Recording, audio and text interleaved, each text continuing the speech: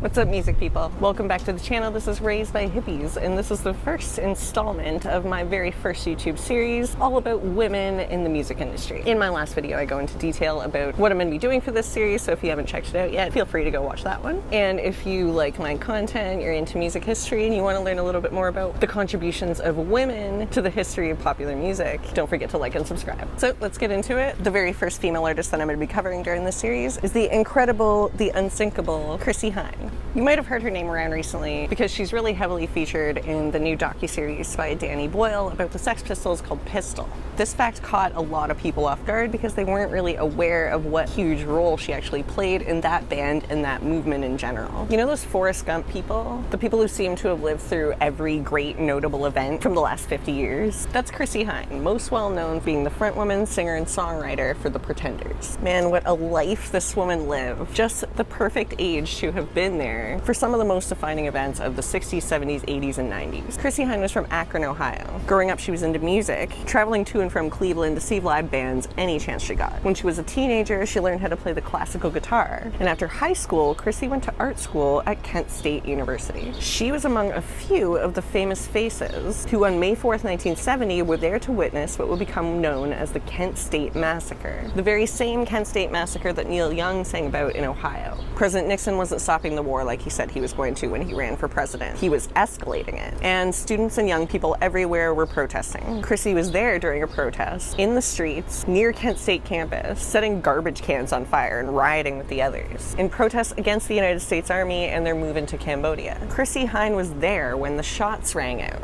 Everyone was caught off guard and scattered in every direction. She recalled the silence after the initial round of shots and a single solitary voice shouting out that someone had been killed. This was a culture-defining moment for this period in the 1970s. It wasn't long after this event that Chrissie decided that maybe school wasn't for her. So she dropped out, floated around for a couple years, and in 1973 she moved to the UK with not much of a plan. One night at a party she went to, she found herself the loud American girl going on about Lou Reed and Iggy Pop.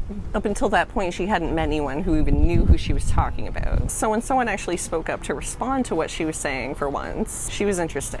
That someone was Nick Kent, rock and roll writer for the New Music Express, and he would proceed to get Chrissie a job working for the publication so she could travel around, go to shows with him, and review records. But it didn't last very long because once they asked her to do a retrospective on the Velvet Underground, who had been over for years by this point, because they really didn't think there was anything else interesting going on at the time, she split. Eventually, Chrissie started working for Vivienne Westwood and Malcolm McLaren at their boutique Sex in downtown London. During this time, she was hanging with all the people who made up the UK punk scene, largely invented and created by Malcolm and Vivienne and the band that they were instrumental in creating, the Sex Pistols. This was an electric scene to be a part of, and just like she had witnessed with the hippie movement through the 1960s when she was a teenager in America, they really thought they were going to change the world. They had a look and a style and a lingo and a sound. Chrissie was at the center of it. One of Viv's girls, always outrageous and always dressed to shock. She hung out with people like Susie Sue, Jordan Mooney, and Nancy Spungen. And it's true, like they portray in the series, that she did almost marry at least two of the Sex Pistols in an effort to get a visa and stay in the country, though neither of them ended up going through with it. But Chrissie Hynde was dying to be a guitar player in her band. She wasn't content being a living model in clothes. It seemed like everyone she was talking to who was a musician was male at the time, and they only wanted men in their bands. And unfortunately, this was something that was happening all over, not just in the UK. A woman could be in the band if she was the wispy Nico-style frontwoman singer, not the songwriter and not the lead and guitar. During this time, Chrissie was involved in a number of punk bands, most of which led to nothing, but would spawn greater things for almost all of the members. She was put in a band by Malcolm McLaren called Masters of the Backside, with Dave Vanian, Captain Sensible, and Rat Scabies. The project didn't last long though, and once Malcolm was distracted with the Sex Pistols, the band called it quits, leaving Chrissie without a band again, and the other three went on to form The Damned.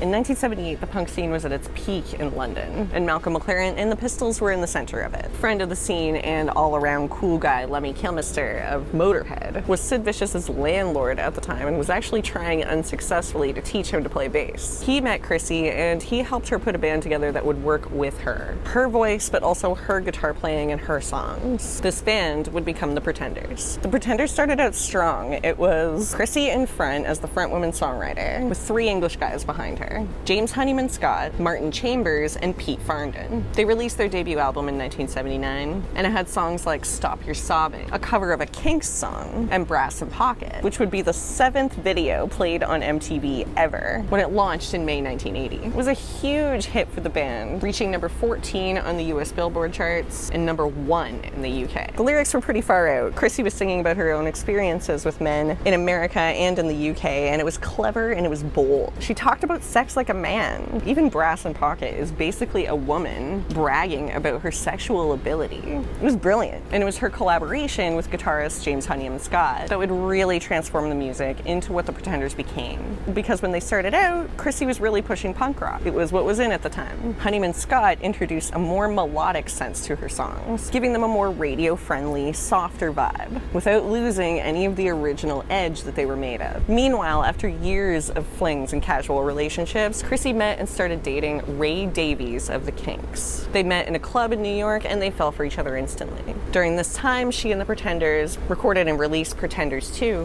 which became another massive hit for the band. In the spring of 1982, she became pregnant with Ray Davies' baby, but everything was not groovy for Chrissie and her new family just yet. Just like everybody else during this time, the members of the Pretenders were dealing with a lot of substance abuse issues. Bassist Pete Farndon had gone completely off the rails, and the band made the unfortunate and reluctant decision to fire him on June 14th, 1982.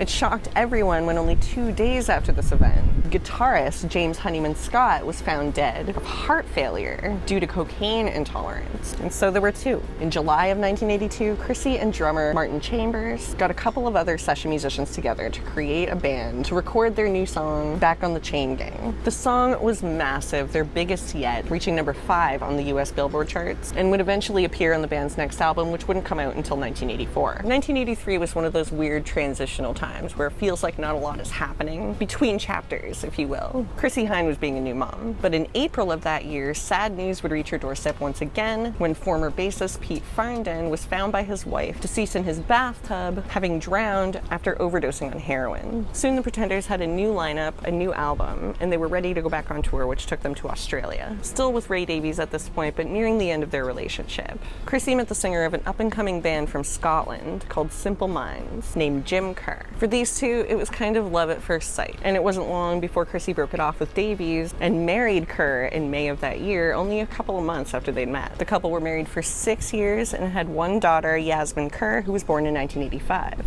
1985 was the same year that a little movie called The Breakfast Club came out, ushering in a new vibe, a new sound, and a new aesthetic to the 1980s. And the lead song for the soundtrack was Don't You Forget About Me by Simple Minds. Jim Kerr became an overnight superstar. This success led the band to be asked to play Live Aid in July of that year, right alongside Chrissie and the Pretenders. So now it's the 1990s, and the Pretenders are going to make a bit of a comeback in 1993 with their hit song, I'll Stand By You. Part of Chrissie's appeal is that no matter how old she gets, she never seems to age. She credits this good health with being a vegetarian and later a vegan for most of her life. This was a belief that she shared with one of her closest friends, Linda McCartney. When Linda passed away from breast cancer, Chrissie stepped right up to co-organize the Concert for Linda, a special event that would honor the life of Linda McCartney and raise money for animal rights organizations. After being married one more time for 5 years to Colombian artist Luco Briva, Chrissie's remained single ever since. She's done a number of collaborations with a variety of artists, has completed solo projects, wrote an autobiography, and even opened a vegan restaurant. Chrissie Hynde has lived one of the most epic and storied lives in music history. Always reliable, always killing it on stage. Her music has inspired artists all over the world. And I have to say, seeing her pop up in that Pistols docuseries was nothing short of delightful. And quite frankly, her story made the entire show. Thank you so much for watching. Don't forget to like and subscribe, and I will see you in the next one.